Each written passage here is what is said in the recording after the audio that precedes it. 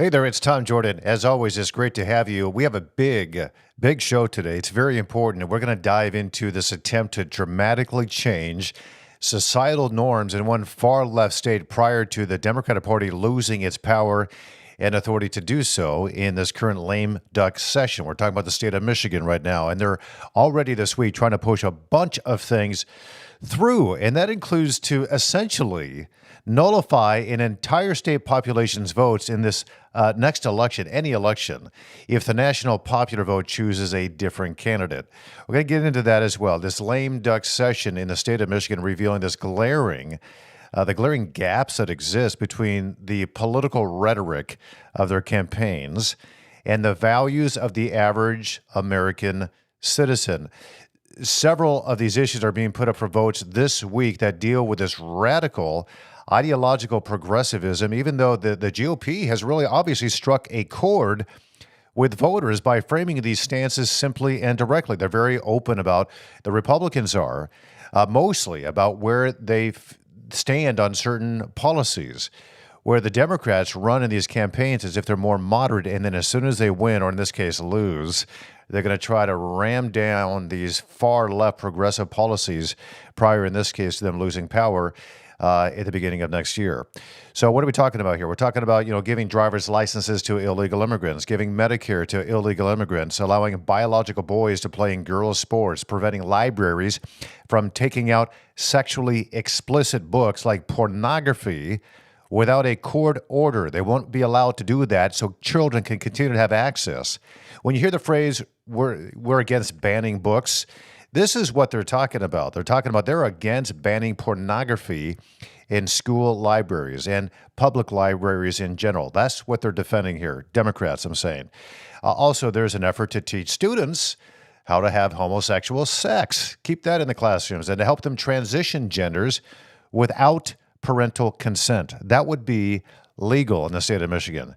And identifying certain critical speech as a hate crime. Certain use of certain pronouns, if you're not correct, that could be such a vaguely written law now opening the door to hate crimes and criminal prosecution. Also, we're going to talk about zero bail for some violent criminals, and again, a national popular vote in the state of Michigan. All right, so today we're going to get right into it. We have Matt Maddock, House member of the House in the state of Michigan, and always good to have him, Republican representative from the great village, city of Milford, Michigan. Matt, it's good to have you, Representative Matt Maddock. Good to see you again. It's great to be on. Every day I wake up, I look at Twitter, and it's just like, oh, everything great is happening with Trump. He's doing everything perfectly. He's finding the best people in the whole world to do the things we want to accomplish as a nation. You know, our nation spoke and has spoke loudly, and the Democrats are about to double down on everything they're going to double down on, which is going to be great for us in 2026 because we're going to win Michigan in 2026, take the Senate back, and get the governorship back. And we're going to have a lot of fun doing it the next couple of years. Yeah, I think you will. I think that the American public in general, but even in Michigan, they're thinking listen, we have been lied to, and the news media generally is in on it with the Democratic Party. So they're not even talking about a lot of issues that I've been reading these newspapers in the state of Michigan about the consequential policies that are now being put up for a vote in the House this week, and then again in the Senate. And these, if they're passed, it's more than likely that the governor, the far left progressive Gretchen Whitmer, would sign these into law. So I want to start with you. One of them that I think is the most concerning, because this could affect future elections in the state of Michigan, where we're talking about, the presidential election, some of these consequential federal elections like the House and the Senate. The national popular vote, to put up for a vote this week in the House, the national popular vote is. Very few media outlets are covering this decision, which would have, radical consequences. It would fundamentally change, I think, Michigan, who stays in power, whose votes actually matter in the state. Can you explain what this would do, the national popular vote, if it passes? Well, number one, Michigan will become literally a flyover state. We're going to have campaigns run in California and New York only. They're going to be the ones that are going to decide who our next president is. You know, what they are doing is essentially the Democrats are defecating in every room in the Capitol before they leave the Capitol, and it's going to be good for us. National popular vote is something that our founding fathers were dead set against. They are very intelligent men who set up a system that is basically foolproof. And the Democrats are always talking about democracy, democracy, democracy. And we kind of fall into that same trap. We need to talk about what we really are, a constitutionally limited republic. And we need to say those words more often because that's what we are. And if we don't, if we pass this in Michigan, and you're right, the media is not covering it because they want it also. The media is tied up with the Democrats, the fake news suppliers in Michigan. They want it too, so they're not going to cover it. But it is a threat to it is a threat to democracy, is what it really is. It really is. And I want to explain why that is because the argument that these Democrats will make, and I know that even there's a few, I don't know if in the legislature, if they're still in there, but there have been some Republicans who are out, maybe lobbyists, who are now advocating for this as well. And they're trying to make this argument that the National Popular Vote Compact is that it would make every vote count equally across the country. To me, what that means is that every vote would suddenly be counted as whoever wins the popular vote. So, let's give an example. In the state of Michigan, if this were to pass, if, let's say in this case, Donald Trump wins the election over Kamala Harris in the state of Michigan, but if Kamala Harris got the popular vote, would that mean that every state, every vote in the state of Michigan would be changed to being supportive of Kamala Harris rather than what the original intent of the voter was? That's a good way to look at it. I mean, there's a tremendous amount of money that you must understand that is being put into this national popular vote movement. There are Republicans that are pushing this, but they are getting paid a lot of money, probably $10,000 to $20,000 a month to push this garbage too. So what do you make? So how does this work? I mean, right now I think there's 17 states. There's Washington D.C. They've already joined the compact here. There's 209 pledged electoral votes towards a national popular vote outcome. So if Michigan adds its 15 electoral votes towards this, Right? what does that mean? Does this end up being a constitutional amendment? So all the states, we have enough states in this country that would allow this to go through? Yeah, as soon as I reach that number, it happens automatically, is my understanding. Yeah. Well, it's consequential, so it's very, very concerning, and I certainly hope that doesn't happen because this is House Bill 4156, House Bill 1440, would basically align all Michiganders with whoever California votes with and New York votes with, these huge population states. Depending on how they vote, is how your vote's going to go, regardless of if you voted for a conservative or not. All right, so some other things are coming up. There's an issue with, protecting women's spaces, those kinds of things. It seems to be up for a vote in the state of Michigan. What's going on there? Some of these more far-left, progressive, social, ideological programs they want to put into law here in the state. Well, you hit on some of them, national popular vote, Medicaid for illegals, transgender licenses, pronoun prosecution, we can talk about that, taxpayer subsidies for bad credit home buyers, speeding cameras in construction zones. Half of the state of Michigan is a construction zone. Hate crime expansion, mandatory sick leave, ban books and keep pornography in our libraries for our kids, driver's license for illegals, prison releases, zero bails, another important topic, ending Medicaid the work requirement for Medicaid, taxpayer-funded electric bikes. I mean, what are we doing? It is insanity, and Well, I think. Go ahead. go ahead. But You I know, was the just going to ask you natural. about. I was going to try to break one of these down here, go one by one. Like there's these driver's Yeah, license for illegal immigrants, or they call them undocumented immigrants. This legislation, it's been introduced to give illegal immigrants driver's licenses in the state. Why right. would anybody be supportive of that? Because you show your driver's license and you just vote. That's where it's going. It's about getting illegals the capability of voting in our nation. So what about that's but you don't need a driver's license any longer to vote in this state, right? You don't need Right. identification. If you don't have it, you just sign your signature. You're good to go. Yeah, it's one step towards tyranny to allow non-citizens to vote in this nation. That's what this is all about. If you boil it all down. How big is the issue of illegal immigration? How big has it become in the state of Michigan? Because we're up far north, we're far away from the U.S.-Mexico border. But are we feeling the effects right now? I think so. I think our schools are feeling the effect. I think a lot of people that are, I don't think we have as many illegal aliens as we have in some of these other states, but I think we're number four, number five in the nation. You know, Yeah, it's that's definitely going to that's cost pretty us big. And money. I know that there's some companies that are hiring some illegal immigrants in the state, some big corporations. I won't name them right now, but some of this is child labor. And even the New York Times highlighted the state of Michigan is how illegal immigrant children are being flown up to Michigan to work Well, in these factories in the state, and they're not even legal to work. Even if they were citizens, you should not be doing the jobs that they're now. I mean, these are like 14-year-old kids working in well, dangerous factories. So, but they're well. cheap labor. So that's happening in the state as well. What about the gender marker changes on birth certificates? What is that about? They want to basically take a birth certificate, and you can't check a male or female box. That's the goal.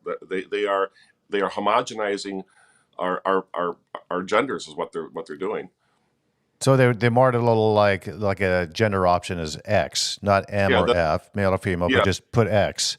yeah. Then 5 years later, when the parents decide what their child wants to be, either a boy or a girl, then you can go back and check the box. Maybe I don't know. The whole thing's insane. But to me, it's like, okay, let's say you're Michigan state trooper and you pull somebody over and you look at the driver's license and it doesn't give you a male or female option. It gives you an X instead. I mean, consequentially, what disadvantage does that put law enforcement in just in that one scenario? That's a good question. Never thought about that one. Yeah, it makes him. I mean, it's essentially it means that like you can't fully identify who this person is, and that could have consequences down the road. I want you to talk about parental rights in the state of Michigan because we have seen you, myself, a number of people who are paying attention have seen this really dramatic push to strip away parental rights in schools. And we've seen that with the issue of abortion. If a 15-year-old kid goes to their teacher or a counselor at school and says, will you allow me to get an abortion? Technically, legally, you're supposed to allow the parents to be notified of that, but that's being stripped away as well. And that seems to be transcending to other issues as well, like gender transitions and, pronoun changes. And all these different things are now being kept away from parents. Is that being put into, or has it already been put into Michigan law? No, it hasn't yet. But I think the whole arena of what they're doing to our children, um, you know, literally allowing our kids to chop off their penises in school without parents knowing. I think that's what put President Trump in office. And I think if they continue down this path, they're not going to be in power for the next 100 years if they double down on everything they're going to double down on. What they're doing to our children without parental consent is criminal, and they should be prosecuted, in my opinion. Absolutely. It is criminal because it's not in the law right now. But even if, it's ethically, morally reprehensible what they're doing in this state, and parents need to be aware of this. So to that point, a lot of parents are not aware of it. In fact, there's some reporters out there saying these things aren't really happening. And they'll put, we'll talk about this law that would allow, the wrong use of pronouns potentially to become a hate crime in the state. Certain speech against certain now protected classes. Like if you Yep. identify, say, transgender, you have more protective rights than, say, me, who is heterosexual and a white male who happens to be middle aged. I mean, that alone is not right. We should all have equal rights in the state. But to the point of what Michigan is trying to do now, are they trying to criminalize certain speech if it's offensive to somebody? I believe that's their intent. So if you make a mistake and call someone by the wrong pronoun and they feel threatened, I believe you will be prosecuted. That's where they're going with this. So it depends on how the individual feels about certain speech, not maybe the Yeah, intent of the speech. yeah, that's my understanding. Yes. Okay, so where are we going with this? I mean, why? I mean, so laws now are based on certain feelings, and it's no longer an objective approach to establishing law. You're a lawmaker. Is that how laws should be created You know in a what? legislative This body? this whole thing, we're falling into their trap. We're talking about crazy things, right? And that's what the Democrats are doing. They are messing up our society so bad and turning things upside down, inside out, and backwards. They are creating so much confusion when it comes to transgender and everything else, pronouns with our kids in schools. That's We are talking about the things that are destroying our nation, and you know it's a good thing because Trump has already told us what he's going to do. He is going to stop all this stuff. He's going to stop it in our universities. He's going to stop the DEI. He's going to stop all this stuff. And that's the biggest threat that they have is because President Trump was elected and these Democrats are going to have a real hard time keeping their power because of what they're doing. Yeah, and I hope he does because, on the surface, a lot of these things sound pretty good. You don't want certain things out there to harm, like violence. You don't want someone to be attacked physically, and that would be a crime. But the right. way some of these laws are written, I don't if you can touch on this.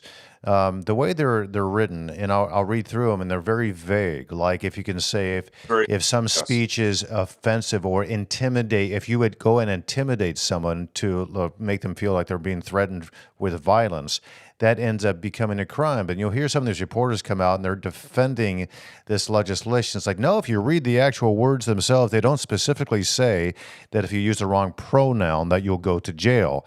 But it's vaguely written to the point where, well, actually, you could legally make an argument that that was a crime and that person should go to prison.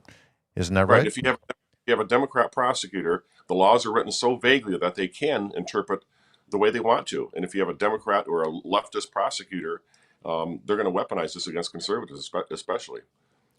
You know, there's that this proposed legislation that would prevent local libraries from removing obscene materials without a court order. Like you would need a court order now if there's a pornographic book sitting in a library in the children's section. And this is now something that Democrats want to put into law. Like they want the pornography to remain there without a judge saying it has to be removed. What's the intent behind this? I mean, what's the whole purpose of it? They're grooming our kids, is my opinion, and they're doubling down on this, which is terrific because this is one of the reasons why we won everything nationwide is because of this kind of crap they're doing in our schools. And if they don't realize that now, they have a real rude awakening because if they keep this up, we are going to get Michigan back in 2026, and they're not going to be in power for many, many years because of what they're doing to our kids. They're grooming our kids in our schools, and They thank are, God that but when you use we're that word, I mean, I totally agree with you. They are grooming our kids. They want this pornographic material in these schools, but at the same time, they're denying they're actually there, that they actually exist. And you have the well, media in collusion saying this doesn't happen. This is just banning books in general. Like you want to ban The Catcher in the Rye or something of that nature. When in fact, no, you're actually talking about explicit material that graphically shows how a child who's in third grade should have sex, whether it's heterosexual yeah, sex or yeah. homosexual sex, or when you're feeling like you want to be a girl when you're a boy, how to do it, what you should, how to. I'm not going to say some of the things because they're really, really inappropriate Oh, to even it's discuss true. on this program. And why we need to ask ourselves, everyone needs to ask themselves, why are they doing this to our kids? What is their end goal? What is their end goal to put pornography in schools and keep it in schools? They want to Right. sexualize our kids so they can molest them. I don't know. I can't figure it out. It's crazy. It's insanity. I can't believe we're in a nation actually talking about these things in today's society. I can't believe it's being covered up to the degree it is. It's So, one of the many different reasons I had to leave. I had to get out of these, traditional type of newsrooms because they won't right. talk about it. They will not allow you to talk about these things. So they're like, these are just, the culture wars. We don't want to engage in that. It's too Well, offensive. yeah. And who knows if It, it's really happening. The fact is so easy to see that these books exist in children's sections of school libraries and the yeah. media will not cover it. That's got to be incredibly frustrating to you. And to that point, doesn't it matter if you do want to regain, the governor, the governor's office in 2026, whatever. It does matter that people are aware of what's really happening, and the media is not doing their job. Yeah, it's not just a cultural war. We are in a spiritual battle and a spiritual war. And maybe that's the simplest way to explain it. Maybe they don't know what they're doing. Maybe, I mean, who knows? I mean, it is just it's just evil is all it is. And we need to stand up to the stuff. We need to remember what they're trying to do in 2 years from now. And if they pass this stuff in Michigan, we need to clear the board and put Republicans in control. I agree with you. I do think it's a spiritual battle. If you remember a couple years back, the senator in the Michigan legislature, she opened the session that day with a prayer, asking God to, deal with the darkness that exists in our state and to protect those who are being deceived by darkness. And after Right. that prayer, Senator Mallory McMorrow, along with others, Yep. walked out. They stormed out during the prayer, and then she gained notoriety for combating that prayer and in saying that we need to affirm, essentially, we need to affirm the darkness that exists. Don't put it away. And the whole grooming of your kids, she denied that's happening. That's offensive. Instead, we need to affirm their sexuality at a very young age. And I think to myself, well, how is that not Well, grooming them? right. Then Exactly. if you're actually advocating for doing the things that the other senator was praying against, and you're saying that that's wrong. We need to affirm those things. How is that not grooming these children when they're in first, second, third grade? And I did ask her, Mallory McMorrow, I said, okay, let's say you're the adult in the room and a child comes to you and says, listen, I was born a boy, but I want to now be a girl.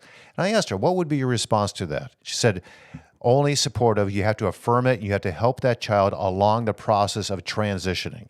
That was the Wow. adult in the room. And I Wow. thought, well, and the other senator would say, well, no, you're the adult. You got to understand that these are temporary emotions. And if you make a permanent decision like this, you'll have long lasting consequences. And most people, the vast majority, like 99% of people who have these same feelings, when they hit puberty, those feelings change. You don't Right. want to live with that regret. That would be the Right. adult response. But Mallory McMorrow said the opposite. No, no matter what, affirm it, no matter what your personal feelings are. And she's a Just a little. lawmaker. Yeah. Well, she might be our Secretary of State too. It's very likely she may run for Secretary of State. So we could have her in a very powerful position if she wins too.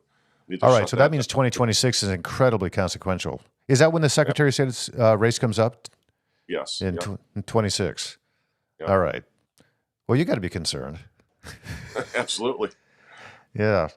Well, so all these things are very, very consequential. I want to ask about another issue here that has come up because there's a push in Michigan to prevent schools from notifying parents when students change their gender identity or name. I know we talked about that briefly, but does withholding this information from the parents, I mean, in your view, I know you say, there's the legal aspect of this, there's a spiritual aspect of this as well, but what does it say uh, about the trust that currently exists or does not exist right now between But schools yeah, and my parents? question: what is their fascination with separating children from parents when it comes to anything related to sex? Why are they doing it?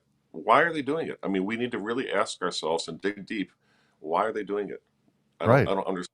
I can't. I Well, you can't wouldn't, you don't know. I mean, the parents don't know these teachers on a personal level. It would be the same thing in my view. If some guy, drives ban in a van with no windows and says, hey, let me take your kid for a spin and we'll go get an ice cream right. cone. You would never allow that to happen. So if you don't trust that guy with a van with no windows, why do you trust the teacher who you don't know what their ulterior motives might be? Right, exactly. In our school district here, we live in a pretty conservative area, but all of our school board members are hardcore leftists, and we tried Yeah. to replace a couple of them. Unfortunately, we failed. But the good thing is, the last election cycle, there was over an estimated 5,000 school board elections that we won. And if that continues, that's going to be one of the most monumental things we can do in our society is get rid of these leftists running our schools, too. It really does come down to I think the local races. The school boards are monumental. I think, are you in Huron Valley schools? Is Yeah, that here where on Val. I You know know, Heartland was having issues. Brighton's having issues. I mean, yeah, they're all over the state, really. Even in these conservative areas, they don't know exactly who's running for a school board because, again, they're very vague about what they stand for. They'll say things. We're for supporting kids' security. We're for enhancing the nutritional values of children. And what they're really saying, which I want to get into mildly, but they're really saying is we as a school district want to be able to have more influence over the whole child. We want to help to provide their health care, their yeah, nutrition. We want to provide their mental health needs, their counseling, their psychology. We want to provide them, if necessary, maybe some housing, from the very earliest stages, pre-K on through. So now there's, My Leap, which is this kind of separate school education department that really is amplifying the need for parents, and the funding now is behind it to get parents to get the kids out of their home at a very, very young age, pre kindergarten. Have you been following that a lot as a legislature? I mean, what does that all mean in your view? to me, it's they want more control over our kids. The more time they can spend with them, the more indoctrination they can perform with our children. I think some of these people are probably predators when you boil it all down. If you ask yourself why are they doing these kind of things, why are they keeping pornography in schools, why are they separating parents from children when it comes to anything related to sex, you know, it's a travesty. But I think it's going to stop real soon here. I would like to talk. I guess yesterday I know I think yesterday the House opened up for this lame duck session, and I know they're Yeah. meeting this week. What happened yesterday? What is potentially going to happen today?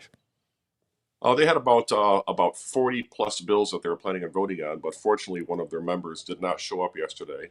they need to have 56 votes in order to pass anything, and that means they have to have every single one of their members in their caucus on the House floor in order to pass anything. So they had one member who didn't show up, and we were able to pass two bills, which are non-controversial bills. So that was a good day for all of us. And I'm kind of hoping that some of these Democrats just don't show up, because I know in their hearts there's a lot of these Democrats. I shouldn't say a lot of them. There's a handful of Democrats that don't actually believe in this kind of stuff that they're trying to pass.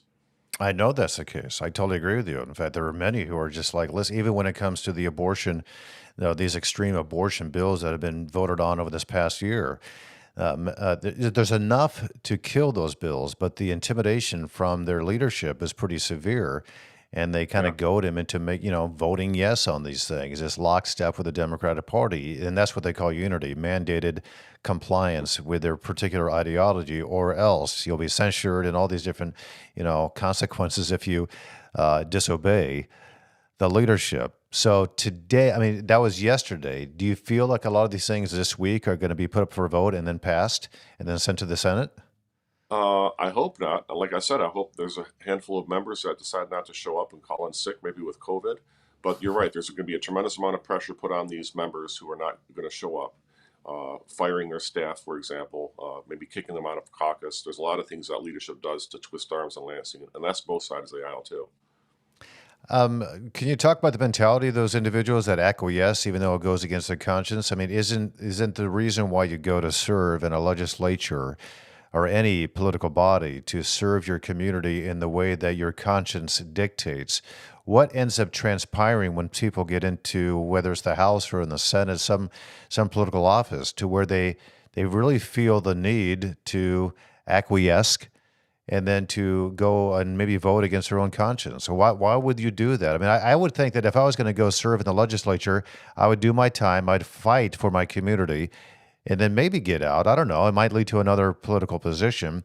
But what happens behind closed doors to make them do this? I think every member in the Democrat Party is going to have to dig deep right now inside themselves, because we are facing things that are going to be just horrible, bad things to happen to Michigan. And I think there's a lot of them that are struggling personally in their hearts. I'm not going to talk about any of them individually, because I don't want anything to happen to them, or any Sure. additional Yeah. pressure on them. I think if two or three of them, or one or two of them, just call in sick. Um, the next we have 10 more session days, so we got 10 days to hopefully stop everything, and maybe they can do that. I pray Yeah. they, because I know that they know that this is wrong. Yeah. Well, I'm hoping the same thing, and that might be the best way to deal with this without, the consequences that we talked about. Listen, I was sick, couldn't help it. Flu's going around. I can't. I don't want to get you sick. That would be wrong, right? Right. Didn't you tell me during COVID that I shouldn't come if I'm feeling ill, and even if it means, missing a vote, Right. throw it back in their face.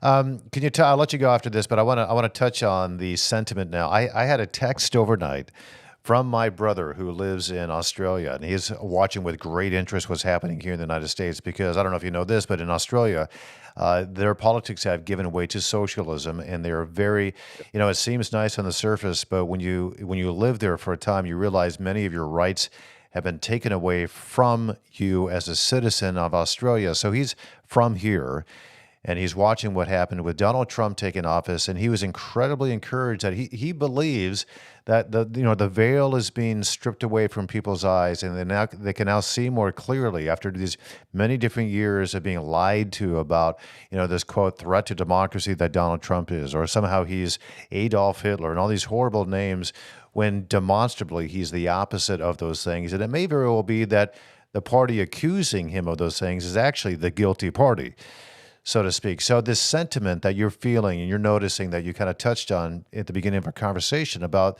Americans beginning to truly wake up to the realities of our political environment and what's happening in our culture.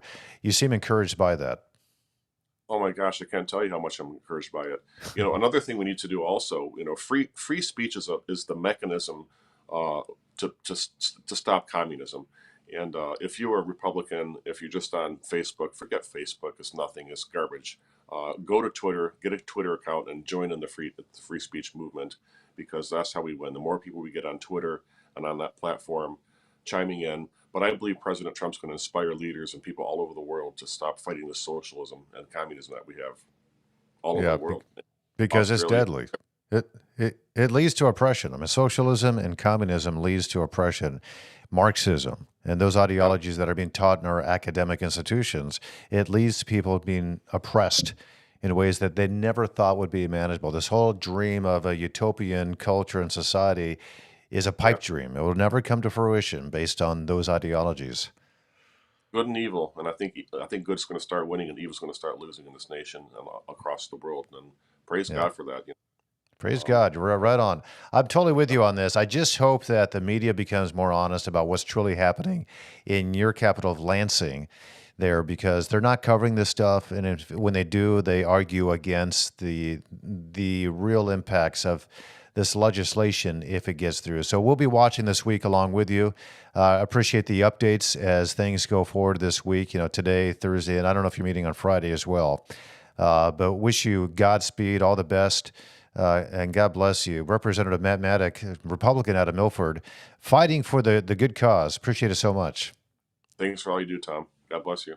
God bless you. Yeah, you bet. It's my privilege, actually. This is so consequential when we talk about the issues that are happening. And it is shameful how little. Now, I'll say this. I will give a shout out to a guy named Nolan Finley, because he wrote about his latest column. I read it overnight, deals with these issues. That the Democratic Party in the state of Michigan is so antithetical to how the vast majority of Americans feel about these issues, and they're ramming them down our throats. And people like you and me, Matt Maddock, other conservatives, need to. Listen, we have people on our side, and if you could look at that electoral map from last Tuesday.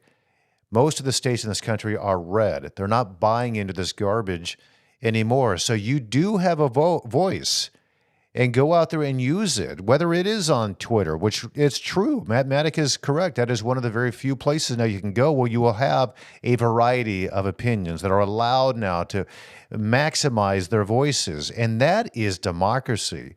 You don't silence certain speech. In fact, you amplify as many voices as you can. That is what will protect this republic in which we live.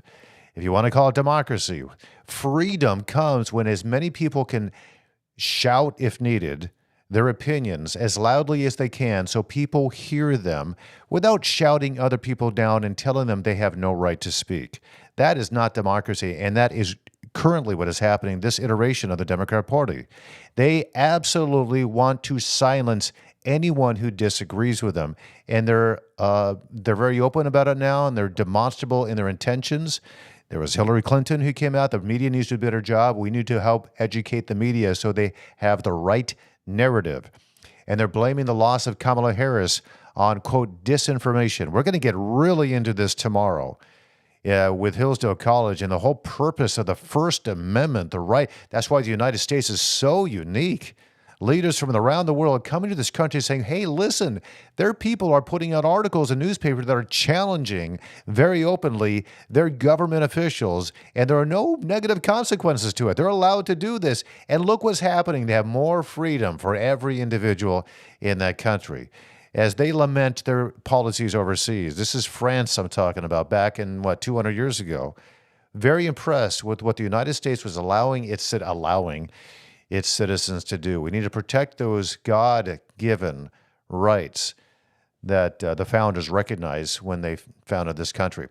All right, reminder to chime in here. We got some comments here. You can comment, ask questions on Facebook, X, on YouTube as well.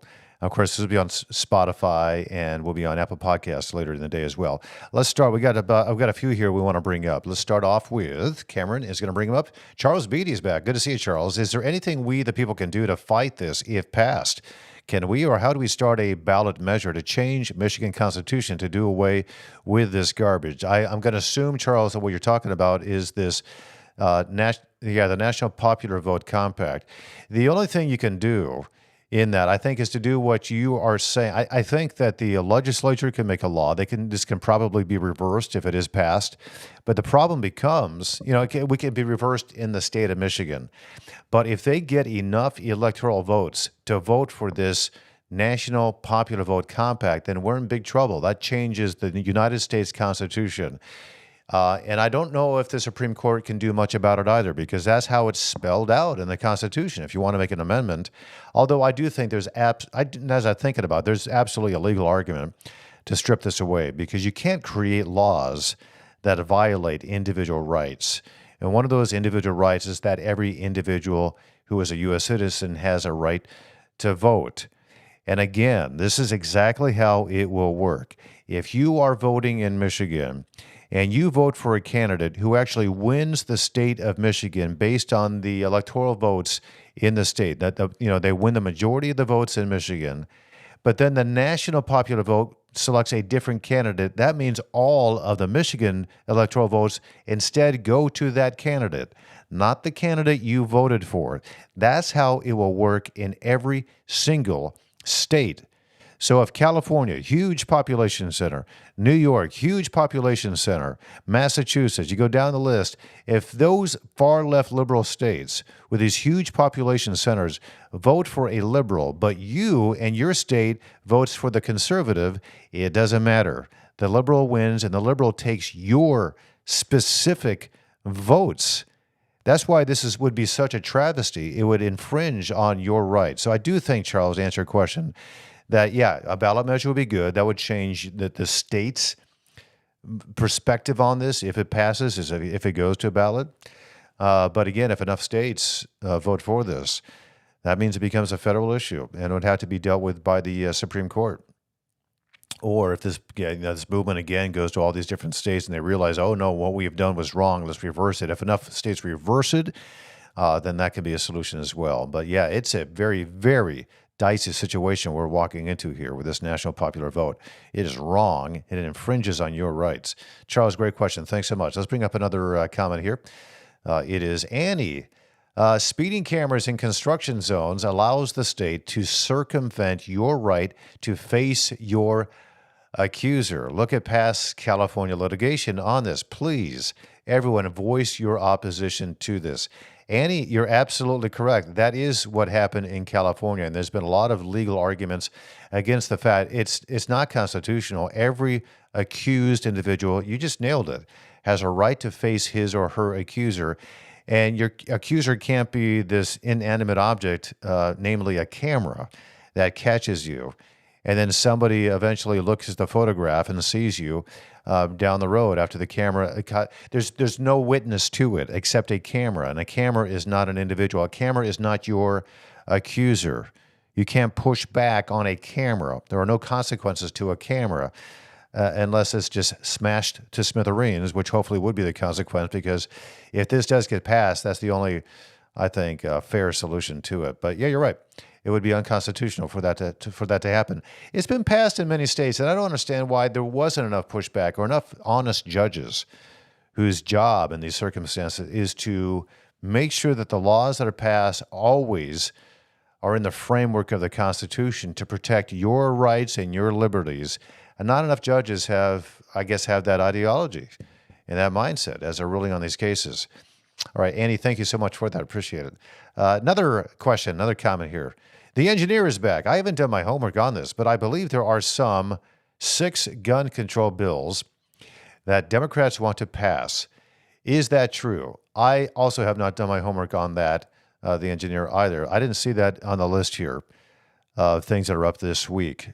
But they've passed a number of bills already in the state legislature over the past couple of years. And, there's the red flag laws that have been passed, and that basically says that if somebody goes to a judge and says to the judge that you, like the engineer, are mentally unstable, that means a judge can order your guns to be taken away from you. And that clearly is unconstitutional. You don't necessarily need any proof, just a judge's order to say, okay, Sally, the engineer used to date Sally and you broke up. hypothetically speaking, of course. And then Sally says, I don't like the engineer anymore, so I'm going to tell a judge that he's a danger to me. I'm afraid of him, so take away his guns. So that's what those red flag laws can lead to as well. There is something in here that deals with no cash bail or no bail at all for some violent crimes. And it could be, there's also an attempt to let out of prison certain violent offenders like murderers and rapists, so long as they've served enough time in the far left progressive, liberal lawmakers or judges' mind. Let's let them out, and let's let them out go and offend again. But the whole idea of no bail really troubles me because we've seen that play out in all these liberal cities and municipalities like New York City, for example, no cash bail. So you offend, you beat somebody up, you beat up a cop, you're an illegal alien, and you come in, you commit a crime.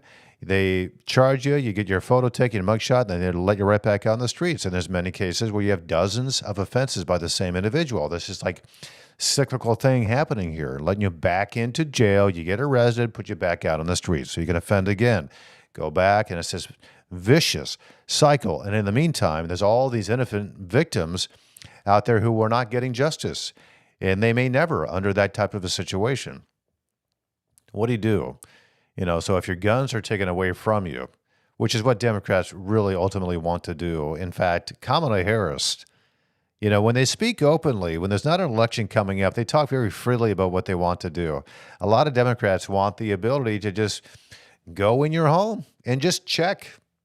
You might be a law-abiding citizen, but remember Kamala Harris said, you might be a law-abiding citizen, but that doesn't mean we can't come into your house and make sure you truly are a law-abiding citizen. Actually, yeah, you're not allowed to do that. And that's her Marxist ideology rising to the surface once again. Yeah, engineer, I'll look into that. I'm not really sure I don't see any for this week on there, but it doesn't mean there aren't some maybe next week or later in this lame duck session. I'll double check and get back to you. Engineer, thanks so much. Appreciate it. Let's take another one here. We have R. Paulus, no electoral college, no United States. They won't like the outcome. So be it. R. Paulus, that is true. I will admit, when I was, I think, 18 years old, and I started understanding it a little bit more. I was still a young person, a kid, essentially. I didn't understand what the Electoral College was. And it didn't make sense to me. In fact, it did seem to me very unfair. Why would, if the whole country, the majority votes for one candidate, but they don't win enough Electoral College votes, why should that person be president? And it wasn't until I understood why we are so unique in this country, why we are the United States, why every individual matters. It's because we are a collection of states. You look at the state of Israel, that is one country. Our country actually is, in one sense, a collection of countries, a country of, 50 different states. So each one of those states, they were very concerned, the founding fathers were, with centralizing powers and stripping away the rights of, say, somebody in Wyoming. You're in Washington, D.C., and you're going to tell somebody in Wyoming how they're supposed to live? No, you shouldn't have that right. You have no say in the matter. It's a local issue. It's like based on the whole idea of family. The Electoral College, it matters what happens in the local community, how the community is impacted by the local residents of that community, how the schools are performing for that particular community in that particular state. That's what matters to those individuals, not some bureaucrat in Washington, D.C., thousands of miles away. So when I began to understand that, so long, and the reason why there is a federal government, the reason why, the Federalist Papers were all written, you can go into this. By the way, Hillsdale College has phenomenal online courses. You can go on there and take them for free. And it gives you, based on the founding documents of this country, the reasoning behind the Constitution and the Bill of Rights, why these things were created. It was to protect you on an individual level, and that's what the Electoral College does. If we get rid of that, you in Michigan no longer matter. It no longer matters how you vote, because all those votes will be decided, the president will be decided by California and New York. And maybe you're a liberal in Michigan, you think, that's fine with me. Well, just wait until they flip and they start voting in a way that you don't want them to vote, but your vote no longer matters. Then you'll start caring. So it's time, even if you're a liberal, It's time to be, selfless and think, yeah, that isn't right for the individual. We should each have our own voices matter state by state by state. So if the state of Michigan, we as residents of Michigan get together and we vote for a candidate together, that is the vote for the state of Michigan. Illinois, the same thing. The same thing in North and South Dakota. Same thing with California. That's how those citizens vote. And that's how it's supposed to be. We are a collection of little countries, if you will, the United States of America. So that's one reason why the Electoral College matters, and it absolutely protects your individual rights to select you who represents you in our federal government. Thanks so much. Let's bring another one up here real quickly. Jim Chikowski. I think I got it right this time, Jim, your last name. Elections have consequences. An uninformed electorate gave us this governor and legislature. They will do as much damage as they can before they lose power. That is exactly what they're doing right now, Jim. And you're right. It's an uninformed electorate. And part of the problem, this is why I push back so hard against this, this iteration of the news media. Today's journalists they're no longer journalists. They are activists and advocates, and maybe there is an element to where they are deceived, especially these young reporters who I see up and coming, and I'll watch whether it's on television, the reports, and how ignorant they seem to be. And if they're not, then they're purposely feigning ignorance and naivete as to how this country is supposed to work, or even the issues they're trying to cover. They're so backwards in it. And I was watching some small market newscast the other day regarding Donald Trump's policies for illegal immigration. The entire story was about the harms it's going to do to illegal immigrants in this country. And is portrayed in a very sympathetic way that this undocumented immigrant is now going to have to go back to a country that she came from. And, well, yeah, because you came here illegally. But there was none of that argument. It was all the feelings and the emotion. And it is sad.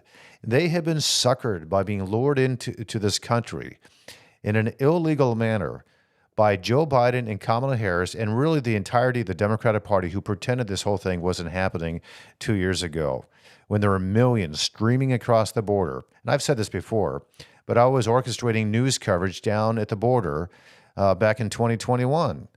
I was working in an office in Denver, Colorado, Real America's Voice, and we were sending, before even Fox News was doing it, we were sending reporters down to Mexico, within Mexico, at the border in El Paso, Texas, and, Eagle Pass. And then we're going down to Tapachula near Guatemala. We were embedded with these caravans, 10,000-person caravans, streaming up from, South and Central America in through Mexico and coming in through the border.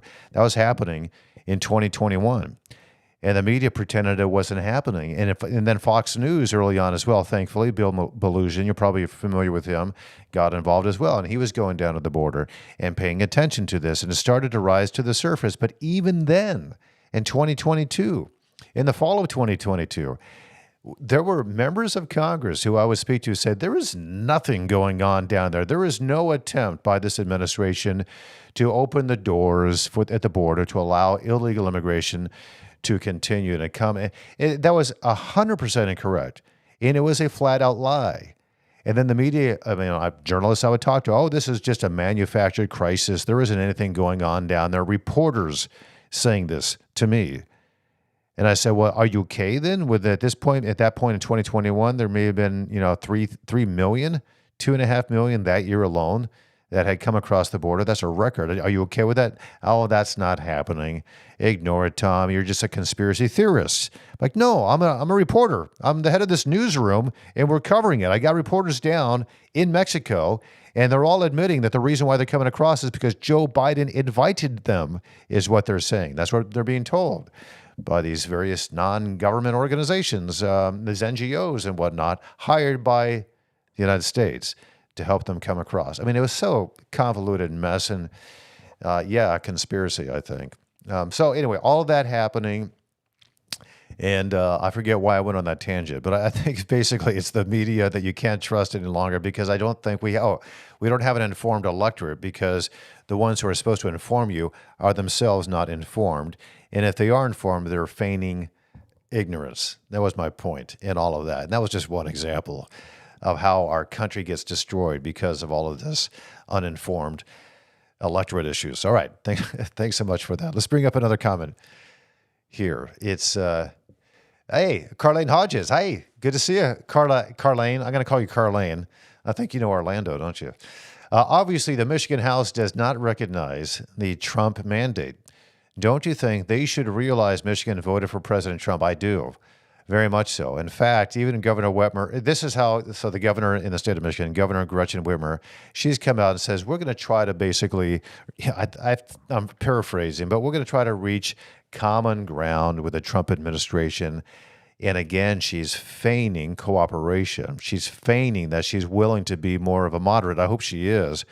But the reason why I say she's feigning, because at the exact same time, her party is trying to push through as quickly as they possibly can in a lame duck session some of those radical far-left policies that she will likely sign into law. If she doesn't, if she recognizes the Donald Trump mandate and she recognizes that probably 75% of Americans vehemently disagree with these policies, that parents do have a right to know if their child has come to a principal or a school counselor and says, I'm actually a girl when I was born a boy, but don't tell my parents.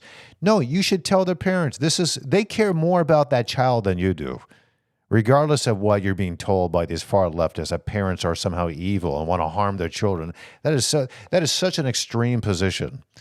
And while there are a few of those cases, the vast majority of parents love their children far greater than the government ever could. So that is something that is very far left and extreme and shows how the Democratic Party and the progressives and the Democratic Socialists view the role of government. It supersedes the role of parents. It shouldn't be that way. Parents in the child's life supersedes the role of government. So anyway, that's my pushback on that. I don't think that Governor Whitmer will, or the Democratic legislature, but it is a mandate. And I think enough Americans have woken up and saying, listen, this is wrong what they're doing, and they won't come back into office. So long, I believe, as we have an honest news media out there that will tell people what's happening in the state this very week. Thanks so much for that. Let's bring up another comment. Rich Blood. Hey, Rich, how are you? Yes, the proposed laws make concealed carry unlawful in most places that are currently lawful. Okay, Rich, thank you for bringing that up. I wasn't aware of one of the laws that is being currently considered. Concealed carry would be considered unlawful in most places where they are currently allowed to exist. Why is that important? I think concealed carry is incredibly important. Every individual should have the right to defend themselves without advertising that they're going to defend themselves. If somebody comes, open carry, that's legal. We understand that. You can walk around, you can have a gun on your hip. But what does that end up doing to a lot of people? It makes you a target instead, and people identify you, and this, it puts your life actually, I think, in more danger. But if you're allowed to conceal it, and you're going to use it only if, your life is at risk or the life of others you deeply care about, that you will protect. If somebody with a gun comes and tries to attack them, you should have a right to carry, and you should do it in a way that's concealed. And we've seen many examples of where lives have been saved by people who are carrying a concealed weapon on their hip or wherever it's concealed. We've seen that in shopping malls in recent years as well. People's lives are saved in that way. So thank you, Rich, for bringing that up. I very much appreciate it. Let's bring up another comment here, another question or comment. Let's see what we got. Our Paulus is back. Limiting or even thinking about controlling free speech is violence and assault. Well, it certainly leads to violence and assault, right? If you're not allowed to say certain things, and if you do, that can be considered hate speech. What does that open you up to? That opens you up to violence. We saw it with Donald Trump. He says things that people don't like. And then other people say things about him that are not true. And then he gets targeted. He's attacked. He's shot at. Multiple attempts on his life.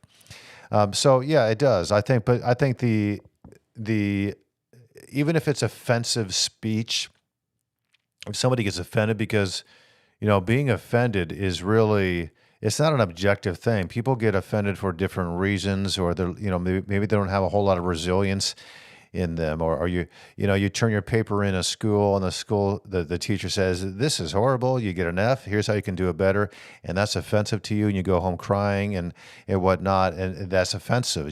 There's different ways people get offended. It's very subjective. So these laws that are written in such a way that if you intimidate somebody with your words, that could be a crime. Well, people get intimidated in different ways also. So that does lead to these issues of being, offended, and that turns into a hate crime, and then you're put in prison as a result of that. All right, thanks so much. Appreciate it very much. Let's take another comment, another question here. It is from Charles Beatty's back. There is a law in Michigan that makes it illegal to disseminate pornographic material to minors. I'd encourage parents to go to local police and file restraining orders against any adult doing this.